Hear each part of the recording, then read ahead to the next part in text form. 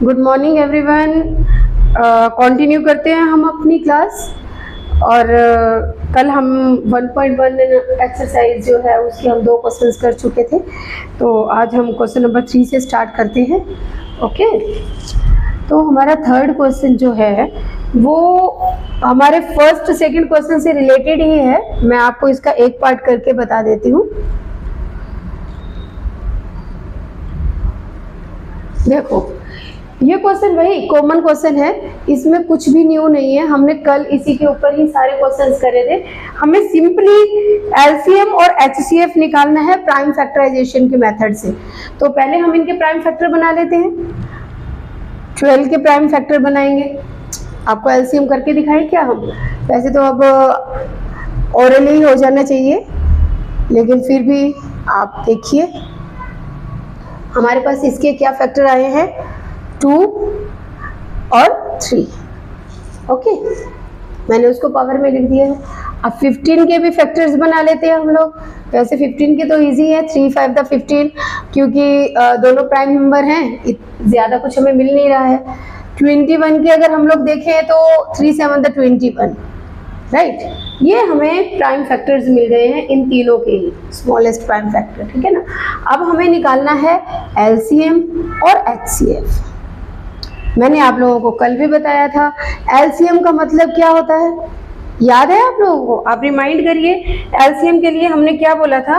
LCM के लिए हमने बोला था greatest power of each prime factor, ठीक है। तो 2 को पकड़ते हैं। 2 की ग्रेटेस्ट पावर क्या है हमारे पास? ओके, अब देखो उसके बाद हम 3 लेते हैं। 3 की ग्रेटेस्ट पावर क्या है? देखो हर किसी में 3 की पावर 1 आ रही है, तो 1 टाइम हम 3 ले सकते हैं। 5 को पकड़े तो 5 की भी हमारे पास 1 ही आ रही है, और 7 तो 1 टाइम ही है। तो एलसीएम अगर हम इसका देखें तो कितना आ जाएगा?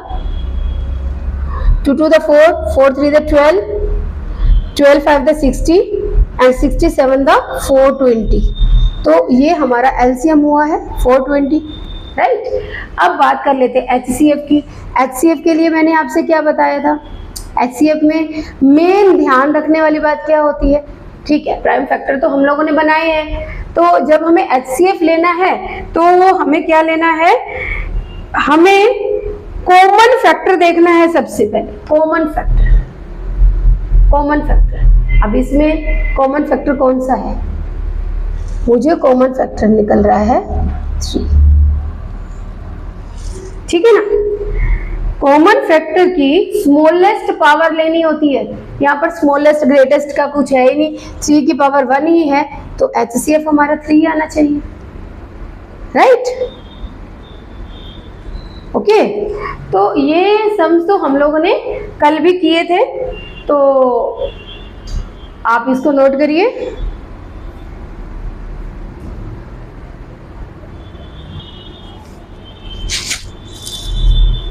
ओके स्टूडेंट्स, आप लोगों ने नोट कर लिया होगा। थर्ड क्वेश्चन का एक पार्ट मैंने आपको करवा दिया है, बाकी 2 पार्ट्स जो हैं वो आप खुद ट्राई करिए। अगर आपको किसी तरह की कोई प्रॉब्लम आती है तो आप हमें कांटेक्ट करिए, आपको उसका सलूशन भी मिल जाएगा, ठीक है ना। क्योंकि अगर आप खुद ट्राई नहीं करेंगे तो इम्प्रूवमेंट के चांसेस बहुत कम होते हैं, है ना। अगर आप अगले 2 क्वेश्चन खुद निकाल लेते हैं तो आप समझ जाइए कि आपका कंसेप्ट बिल्कुल क्लियर है, आपको किसी तरह की कोई दिक्कत नहीं आ रही है, राइट। तो चलते हैं हम लोग अपने नेक्स्ट क्वेश्चन की तरफ। क्वेश्चन नंबर 4 जो है वो भी हमने पहले ट्राई कर रखा है, पहले बहुत बार किया है। देखो क्वेश्चन नंबर 4 हमें क्या कह रहा है? कह रहा है कि एचसीएफ 2 नंबर्स हमारे को दे रखे हैं, 306 एंड 657। इनका एचसीएफ हमारे को 9 दे रखा है, और एलसीएम हमें इसका निकालना है। देखिए, अब इसमें आप लोगों को बिल्कुल परेशानी नहीं होनी चाहिए। क्यों? क्योंकि हमने ये पहले कर रखा है। मैंने आपको एक फॉर्मूला इंट्रोड्यूस किया था ना, HCF into LCM is equal to product of numbers, याद है? हमने इसको फर्स्ट क्वेश्चन में ही किया था। बस इसी को ही इम्प्लीमेंट कर देते हैं और हमारा आंसर हमें मिल जाना चाहिए। एचसीएफ हमारे पास 9 है, एलसीएम हमारे पास है नहीं, वो तो हमें निकालना ही है। देखो जब भी ऐसे क्वेश्चन होते हैं ना, जो आपको दे रखा है वो फिल कर दीजिए। समझ में आ रही है? अब क्या है कि जब कभी भी कितने भी आपके पास नंबर्स हैं या कितनी भी क्वांटिटी में कितना बड़ा क्वेश्चन है, डज नॉट मैटर।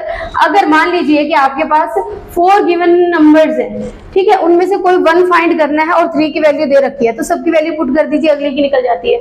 यहाँ पर देखिए एचसीएफ हमारे पास 9 है, एलसीएम हमें फाइंड करना है और प्रोडक्ट ऑफ नंबर्स हमें दे रखे हैं, तो इनको हम लोग पुट कर देते हैं। अब देखिए आप लोगों को left hand side right hand side rule बहुत अच्छी तरह से पता होगा, हम लोग छोटे क्लासेस करते आ रहे हैं। देखिए इक्वल का निशान डालेंगे, लेफ्ट साइड में हम लोग लेफ्ट हैंड साइड लिख देते हैं, राइट हैंड में हम लोग राइट हैंड साइड लिख देते हैं। आप लोगों को पता होगा साइन कैसे चेंज होते हैं, फिर भी हम एक बार रिवाइज कर लेते हैं। देखिए अगर लेफ्ट में पॉजिटिव नंबर है और वो राइट में आप लेके जा रहे हो या राइट से लेफ्ट में लेके आ रहे हो, साइन चेंज होता है, प्लस माइनस बनता है, जानते होंगे आप, और माइनस प्लस हो जाता है, डिवाइड जो होता है वो मल्टीप्लाई हो जाता है, मल्टीप्लाई जो है डिवाइड में कन्वर्ट हो जाता है। तो इसी मेथड को फॉलो करते हुए हम लोग यहाँ पर भी काम करेंगे। देखिए 9 जो है एलसीएम के साथ मल्टीप्लाई कर रहा है, इधर आकर क्या करेगा, इधर आकर डिवाइड करेगा, राइट। अब देखिए आप नंबर्स पकड़िए, 6 and 3 9, ओके, इट मीन्स ये 9 से डिविजिबल होगा, हम इसके साथ इसको कैंसिल कर सकते हैं, राइट, हम इसको इसके साथ कैंसिल कर सकते हैं। और अब एलसीएम है, एलसीएम आप निकाल सकते हैं इन दोनों का मल्टीप्लाई करके, आप इनका मल्टीप्लाई करेंगे तो आपको नंबर मिलेगा 22,358 होपफुली, राइट। 1 मिनट, हम इसको एक बार मल्टीप्लाई करके देख लेते हैं।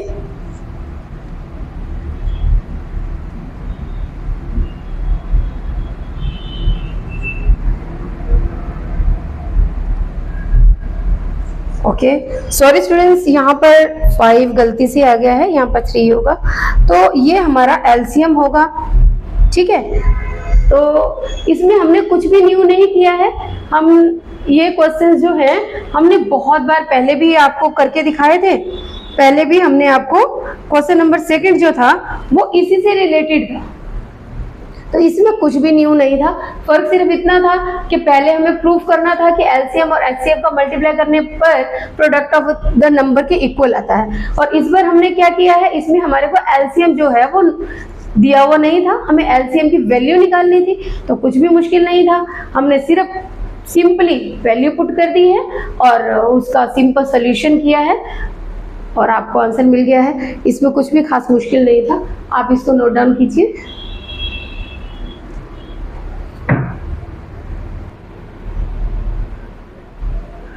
ऑलराइट स्टूडेंट्स, अब हम लोग चलते हैं अपने नेक्स्ट क्वेश्चन के पास, और हमारा नेक्स्ट क्वेश्चन क्या कह रहा है कि चेक करें कि 6 की पावर n एंड हो सकती है 0 के साथ। देखो वो कहना क्या चाह रहा है, पहले आप इस क्वेश्चन में देखिए कि वो कहना क्या चाह रहा है। वो कहना ये चाह रहा है कि 6 की पावर कुछ भी हो, कुछ भी, एनी 1000, 100, 528, व्हाटएवर, कुछ भी हो सकती है 6 की पावर। अगर 6 की पावर कुछ हो और उसके यूनिट प्लेस पर 0 आना चाहिए, यूनिट प्लेस पर डिजिट, लास्ट डिजिट जो है उसका 0 होना चाहिए, क्या ऐसा कुछ पॉसिबल है? देखिए ऐसा पॉसिबल ही नहीं है। देखिए आप करके देखिए, अब मान लीजिए हम लोग 6 की पावर 3 लेते हैं, ओके, अगर हम 6 की पावर 3 लेते हैं तो 6 को 3 टाइम हम लोग मल्टीप्लाई करेंगे।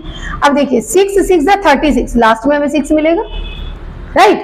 अब इस 36 को फिर से 6 से मल्टीप्लाई करेंगे तो 6 6 36, लास्ट में 6 मिलेगा। आप इसको कितनी बार भी मल्टीप्लाई करिए आपको यूनिट प्लेस पर 6 मिलेगा, आपको यूनिट प्लेस पर 0 मिल नहीं सकता, राइट। ठीक है, हम लिख सकते हैं we shall get 0 at unit place every time in 6 की पावर n। हम 6 की पावर n करेंगे, हमें यूनिट प्लेस पर 6 ही मिलेगा। ये एक रीजन हो सकता है। आप दूसरे तरीके से एक और भी तरीके से इसको कर सकते हो। देखो, यूनिट प्लेस पर 0 आने का मतलब ये है कि वो नंबर जो है 5 से डिविजिबल होगा। देखो, हम ये तो हम लिख ही सकते हैं, हम ये भी लिख सकते हैं, if unit place is 0 then number will be divisible by 5। जाहिर सी बात है ना। अगर यूनिट प्लेस पर 0 आ रहा है तो वो नंबर 5 से डिविजिबल होगा, यानी कि 5 का मल्टीपल होगा। लेकिन but prime factor of 6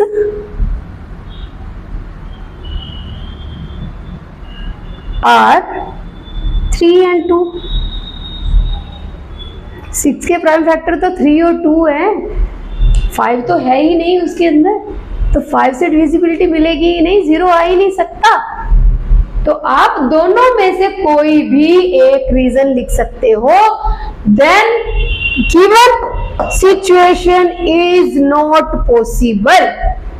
okay, आप लोग लिख सकते हो the given situation is not possible. I hope आपको बहुत अच्छी तरह से समझ में आ गया होगा मैंने आपसे क्या बोला है। देखिए, 6 की पावर कुछ भी हो, हमें यूनिट प्लेस पर हमेशा 6 ही मिलेगा, 0 की पॉसिबिलिटी है ही नहीं। अगर यूनिट प्लेस पर किसी नंबर में 0 आता है तो वो नंबर 5 से डिविजिबल होता है। लेकिन 6 के प्राइम फैक्टर बनाएंगे तो उसमें हमारे को 3 और 2 मिलते हैं, हमारे को 5 मिलता ही नहीं है। तो हमारे पास ये पॉसिबिलिटी है ही नहीं कि ये कभी भी एनी टाइम ये 0 के साथ एंड होगा। Okay, note down.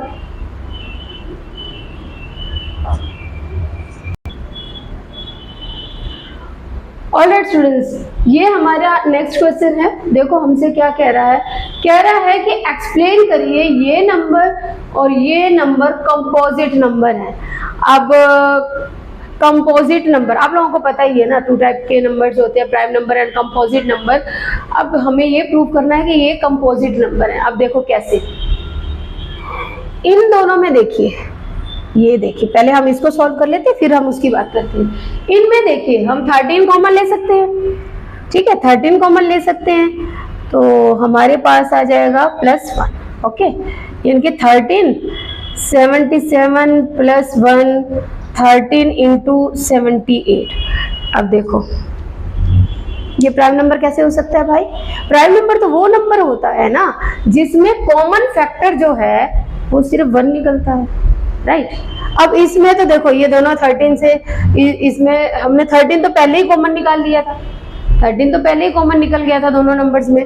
इनमें 13 तो पहले ही कॉमन निकल गया था, कंपोजिट है, कंपोजिट नंबर है ना, इसमें कोई वो है ही नहीं क्योंकि कॉमन फैक्टर भाई 2 आ रही है, ठीक है ना, प्राइम नंबर तो है नहीं। अब इसकी सिचुएशन देख लेते हैं, इसकी भी कुछ वैसे ही है। यहाँ पर देखिए इन दोनों में भी 5 कॉमन ले सकते हैं। यहाँ हमारे पास आ जाता है 6 1 4 3 2 1 + 1। ओके 5। अब इसको आप लोग सॉल्व करके देख लीजिएगा, यहाँ पर भी एक नंबर आ जाएगा, है ना, यहाँ पर भी एक नंबर मिल जाएगा। यानी कि आप इसको करके देखना चाहो तो कर भी सकते हो। 42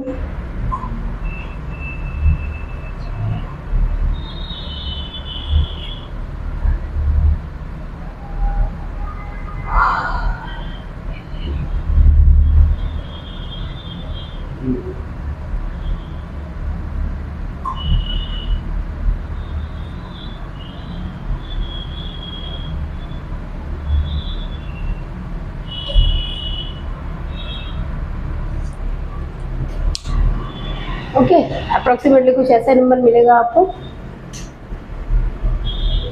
राइट।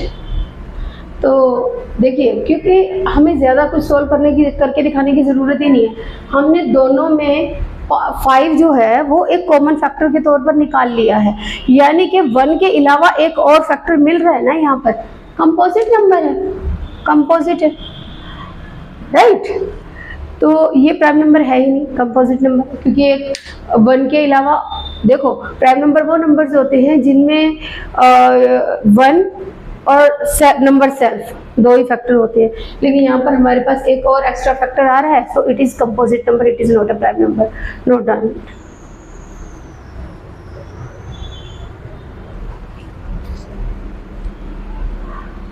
स्टूडेंट्स थोड़ा सा यहाँ पर कैलकुलेशन आप लोग चेक कर लीजिएगा, यहाँ पर 1009 आ रहा था, थोड़ा सा मिस्टेक हुआ है, ठीक है। तो आप लोगों को जैसे हमने बताया है कि ये कंपोजिट नंबर है, आपको ये कैलकुलेशन करके दिखाने की भी जरूरत नहीं, यहीं पर ही हमने प्रूव कर दिया था कि 5 जो है हम कॉमन फैक्टर के तौर पर ले रहे हैं, तो ये एक कंपोजिट नंबर है, ये प्राइम नंबर नहीं है। ओके, तो चलते हैं हम नेक्स्ट क्वेश्चन की तरफ।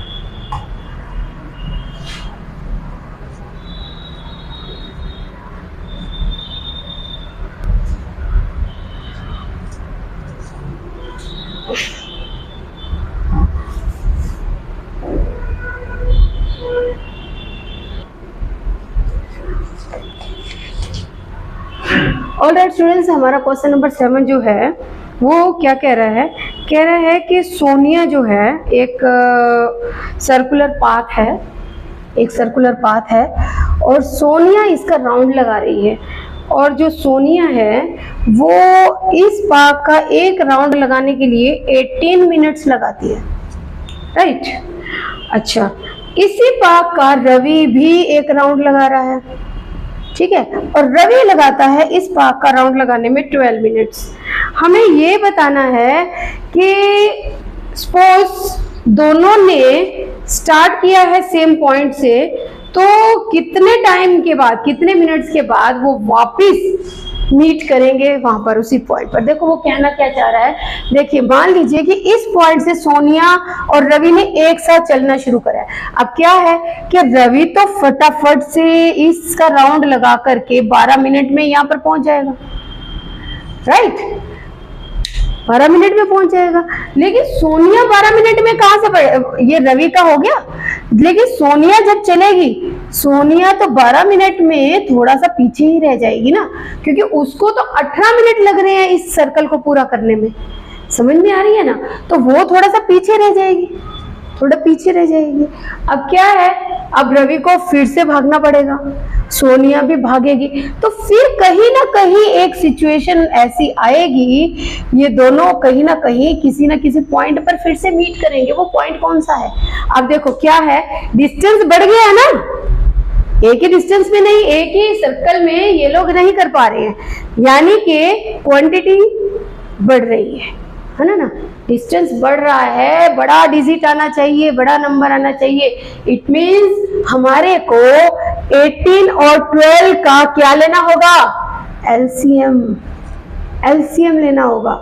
जब हम 18 और 12 का एलसीएम लेंगे तो हमारे को हमारा आंसर मिलेगा, पता चलेगा कि ये लोग कहां पर मीट करेंगे। देखो 2 पर ले लेते हैं हम लोग, 3 पर ले लेते हैं क्योंकि 3 कॉमन नंबर मिल रहा है दोनों में, फिर से 3 पर ले लेते हैं और फिर हम इसको 2 पर ले लेते हैं, हमें मिला है 2 3 3 एंड 2, यानी कि 2 3 द 6 6 3 द 18 18 2 द 36 मिनट, यानी कि आफ्टर 36 मिनट ये लोग एक दूसरे के साथ मीट करेंगे, दोबारा से एक ही जगह पर मिलेंगे, ठीक है। तो इनको ये राउंड पूरा करके जैसे इन्होंने सेम एक पॉइंट से स्टार्ट किया था, तो वापस ये किसी पॉइंट पर जाकर के सेम एक जगह पर मिलेंगे। वो पॉइंट जो है वो 36 मिनट के बाद इनको मिलेगा। Clear, note down it. Alright students, इसके साथ हमारा 1.1 एक्सरसाइज कंप्लीट हो जाता है। आई होप आप लोगों को बहुत अच्छी तरह से समझ में आया होगा। अगर आपको फिर भी किसी तरह की कोई भी कंफ्यूजन है, we are with you every time. आप लोग अपनी प्रॉब्लम्स हमारे पास सेंड कर सकते हैं और 24 आवर्स के अंदर आपके पास उसके सोल्यूशन पहुंच जाएंगे, ठीक है। आपको किसी भी तरह की कोई भी प्रॉब्लम हो, हमारे साथ जरूर डिस्कस करें। ओके, मिलते हैं नेक्स्ट लेक्चर में।